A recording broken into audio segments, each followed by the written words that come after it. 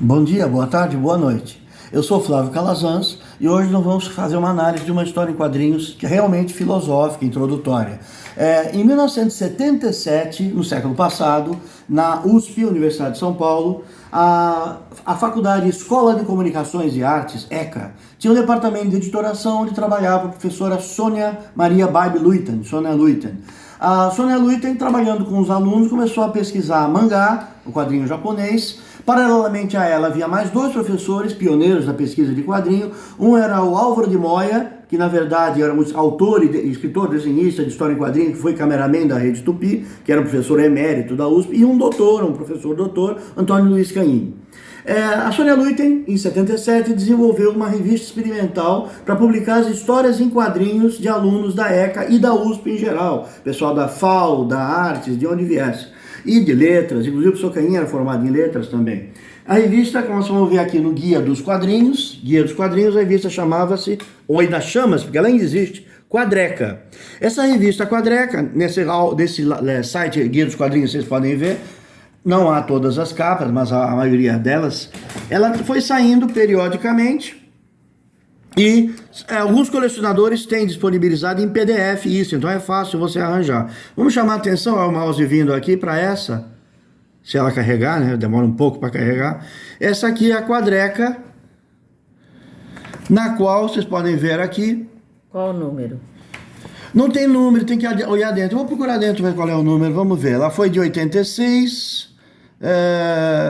O editor era o Antônio Luiz Canhim e não tem data. Então a gente depois procura a data disso, ou você procura, a lição de casa é você procurar isso no Google, né? Você acha a data. Bom, a revista Quadreca publicava então os quadrinhos dos estudantes da USP. Na época eu cursava o mestrado na ECA. Eu fiz o mestrado e o doutorado lá. Então me convidaram para participar da Quadreca. E eu enviei uma história, vamos ver um pouquinho das histórias. Seria 9 esse desenho na capa? Pode ser um 9, a gente não tem número. Não tem número. Não é tão importante, porque até a data não é importante. É um álbum laboratorial, a vantagem dele é que ele ainda existe. Por estar ligado à ECA, ela continua existindo. E devido a isso, muitos fanzines e revistas alternativas somem, deixam de existir. Eu mesmo publiquei a Barata durante 20 anos e eu tenho uma coleção completa. Raras pessoas têm os PDFs ou CBRs dessa coleção. A Quadreca não, por ela ser ligada à USP, ela continua existindo, ela mantém a sua duração por mais de 20 anos, 77, nós estamos em 2023, né? Então, mostrando que tem índice aqui, tem as histórias dentro, as histórias são bem experimentais. De 40 anos. Mais de 40 anos. Tem o Rui Jobim Neto, que é cineasta hoje, que faz filmes. Tem tiras de humor. Você tem um pouco de tudo. Há um encarte de outra cor dentro, em cor azul, impresso em papel azul. Tem várias histórias, cartoons também, charges. E aqui uma história minha, onde eu falo sobre o despertar do estudante. A história se chama Sombria. Repare, aqui tem os mestres pensadores, esses menires, essas colunas, esses, sei lá. Aqui tem Jean Paul Sartre, aqui tem Cristo, aqui tem Freud, aqui tem Marx. E embaixo tem os seguidores deles, os continuadores. Embaixo de Marx, na sombra, tem um menininho, um homenzinho ali que você pode ver. E aí ele fala, havia muitos mestres, mas só a sombra do meu era boa e segura. Eu nunca fui na sombra dos outros, mas eu sabia que era ruim porque as pessoas me diziam isso. Então só nós temos a verdade, só nós estamos certos. E aí ele fala, num dia, numa época, num eclipse da minha vida, vê que eles estão se escondendo no sol, nas sombras, né? Num eclipse da minha vida, um momento de crise, eu saí andando a esmo e visitei outras sombras. Então eu vi que muito do que diziam na minha sombra era mentira. Olha lá. Eu não lembro bem como isso começou. Eu era como um animal antes. Eu vivo à sombra protegido do meu mestre e protegido também pelos seus submestres. Está aqui o Marx com o Capital, Mao Tse Tung, Lenin, Pol Pot, todos os grandes ditadores. Hoje é Maduro, é Lula, é Noriega, né? Aquelas coisas. Aí ele fala que Depois desse eclipse da vida, ele questionou essa vida dele, e aí ele encontrou a sombra de Nietzsche, o niilismo. Aí, debaixo dessa sombra, ainda escondido numa sombra, ele grita contra as outras, dizendo que são todas erradas, todas mentiras e tal. Com o tempo, ele começa a pensar melhor, a refletir sobre o que ele viu nas outras sombras, até que finalmente ele pensa, eu não preciso ficar numa sombra, eu posso pensar por mim mesmo, eu posso encarar o sol da verdade de frente. Então, o que essa história mostra de maneira bem metafórica, bem poética? Lembra que isso aqui é bem antigo, é anos 80 essa história.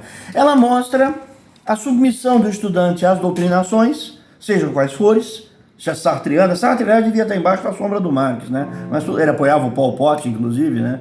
Então, a escola de Frankfurt, todo esse pessoal, Gramsci, é na sombra do Marx ali. Então, o que eu estou mostrando? Um estudante que conhece uma teoria, esse estudante visita as outras teorias, que eles são ensinados a não visitar, a não ler, só a nossa tá certa. Isso é Gramsci, isso chama doutrinação. Não perca seu tempo. Doutrinação, não perca tempo, porque a verdade está aqui, o futuro é aqui, o socialismo científico é aqui, nós somos dialéticos, e os outros não são nada, são só lógicos. E aí é o seguinte, o que eu mostro no fim é o menino pensando por si, pensando sozinho, ele aprendeu a pensar, enfrentando a luz da verdade, usando lógica, usando razão e chegando às suas conclusões.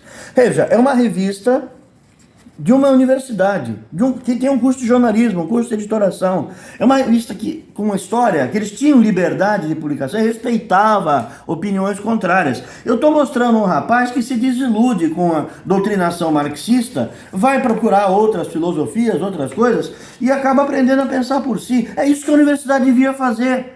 Aprender a pensar por si, aprender a escolher, ter critérios, separar as coisas. Hoje uma história dessa jamais seria publicada. Porque hoje quem comanda a Quadreca é um professor ligado a Cuba, que recebe dinheiro de Cuba. E assim por diante, outros professores que passaram por lá. Tirando o Álvaro de Moy, o Antônio Luiz Canhim e a Sônia Luiten, depois dela o negócio foi degringolando.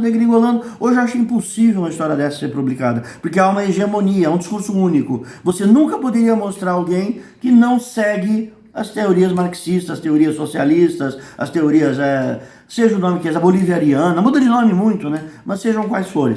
Então é o seguinte, se você encontrar PDF das revistas, você procura essa capa, que você vai ter a minha história Sombras, onde você pode ver uma história filosófica, poética, que hoje é impossível ser publicada. Hoje seria imediatamente censurada pelos comitês de pensamento único, de pensamento fechado, ortodoxo ou bloqueado, censurado mesmo, o termo é censura. Mas é isso, então, um convite para vocês lerem a Quadreca, lerem a minha história, são só 3 pagininhas, onde eu mostro a possibilidade de pensar, onde eu provoco a pensar com essa metáfora das sombras e dos mestres pensadores. Eu sou Flávio Calazans e agradeço a sua atenção.